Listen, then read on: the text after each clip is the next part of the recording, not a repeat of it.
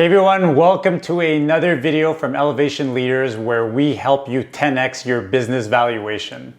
Today we're going to talk to you about a subject that's very important when you're an entrepreneur and even if you're a leader of any type, risk taking.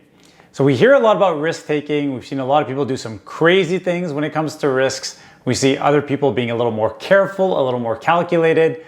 I'm going to tell you my quick story about risk taking, and for the record, I do want to say as a disclaimer, I am typically not a risk taker. I grew up in a very stable environment. My parents both worked at companies for 30 plus years. They told me, listen, when you work somewhere, put in the time, get your seniority, have a safer type of job. So I was brought up with that mentality, and it took me a long time to come around to this concept of risk taking and seeing how it could actually be something I could integrate into my life. And then I met my in-laws. I met my wife, Sarah, my brother-in-law, Joey, my father-in-law, Azam, my mother-in-law, Diane. And they were a family of risk takers. They were a family of entrepreneurs. They were people who really understood that to be able to be successful in business, you had to take risks and you had to do things differently than what the general population does. And so by spending a lot of time with them, I started to learn a lot more about risk taking and both the positive and negative that can come with it. So let me tell you our quick story about the way we started our business. We are coming from a family business. My father-in-law, brother-in-law, and mother-in-law built a wonderful business up to about $50 million in revenue, and it was very successful.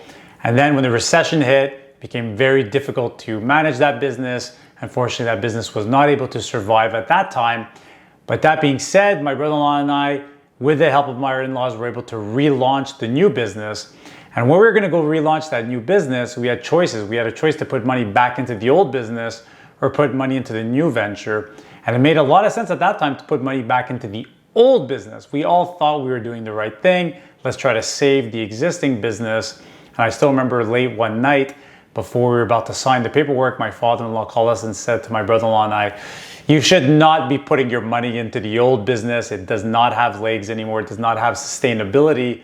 I think you should not make this decision. Let's hold back on that and see what our plan is moving forward. That decision ended up being absolutely essential for us moving forward. And then we had an opportunity at that point to put money into this new business, funding it and trying to launch what is now Dal's Lighting. So we put our money into this new venture. Was it a risk? Yes, it was a huge risk. We took out, second mortgages on our homes. And my brother-in-law, both of us, our wives were pregnant at that time. Or about to be, and it was like a very, very stressful time for us in our lives. And we were just trying to figure out the right way to do things.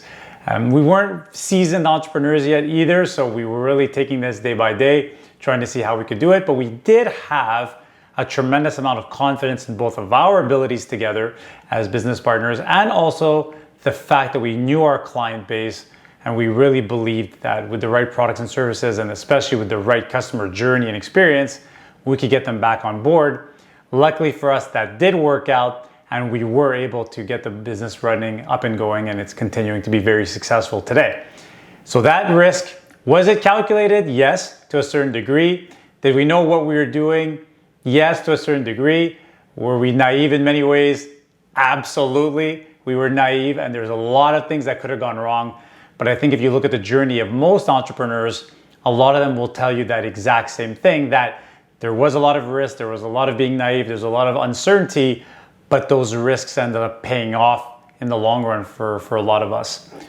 I want to bring a concept that Jim Collins teaches that a lot of people are not aware of, and I believe you could use this as a very clear framework when you're thinking about risk taking and you're thinking about how you could actually learn to do it in a more calculated fashion. So Jim Collins talks to us about this concept of bullets versus cannonballs. So let me explain to you the difference. Picture you have a small little gun and you're shooting a bunch of little bullets. You're sending them into different directions, different areas, and you're kind of seeing what's going to happen. When you launch a cannonball, you know that the result is going to be this massive explosion at the end of it. So the idea behind this, when you translate that to business, as explained by Jim Collins, is that cannonballs are the big, massive idea. But before you get there, you have to start with bullets. And what bullets are ideas. So imagine each bullet is an idea. So say you come up with about 5 or 6 different ideas, and you say, okay, you know what? We're going to try a couple of these ideas in the market, but we're not going to try them at a large scale. We're going to try them at a small scale and see if there's traction, see if they stick. So you try these ideas, and as you see the results in the market, you can adapt yourself, you can do things a little bit differently, you can see how the results turn out, but you haven't put yourself at massive risk yet because you've only done them on a small scale. Once a few of these small ideas work, that's when you can say to yourself, I'm going all in. I know that there's a market for this. I know that there's potential. I know that there's clients for this.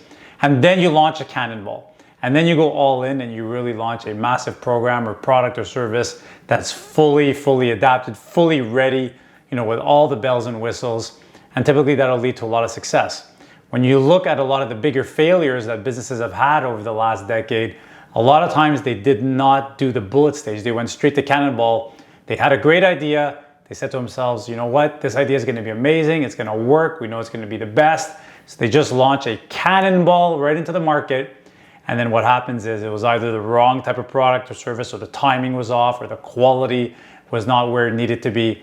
And it failed. And now you've put in so much time, money, and effort, and you can't really go back on that. That money is gone forever, and you will not be able to recuperate it. So I want you to think differently in terms of risks and rewards.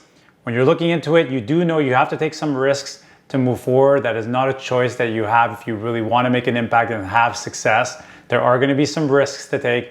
But at the same time, what I would encourage you to do is, can you take an idea, test it out on a smaller scale without it being this massive cannonball to start? Try it out, see if it works. And if you're getting traction on that idea and you see that it's working for you and you see that there's really this entire potential behind it, then launch your cannonball. I think that is the best way to go about risk. It's calculated risk. It's also tested risk in many ways. And typically that'll lead to a lot more success. So I hope this has been helpful for you. Get out there, take some risks, make sure they're calculated, make sure they're tested, see the results, and then launch your cannonball. If you like this video, please share it with others. I look forward to hearing from you, and any feedback that you need. We're always here to answer your questions. Thanks, have a great day.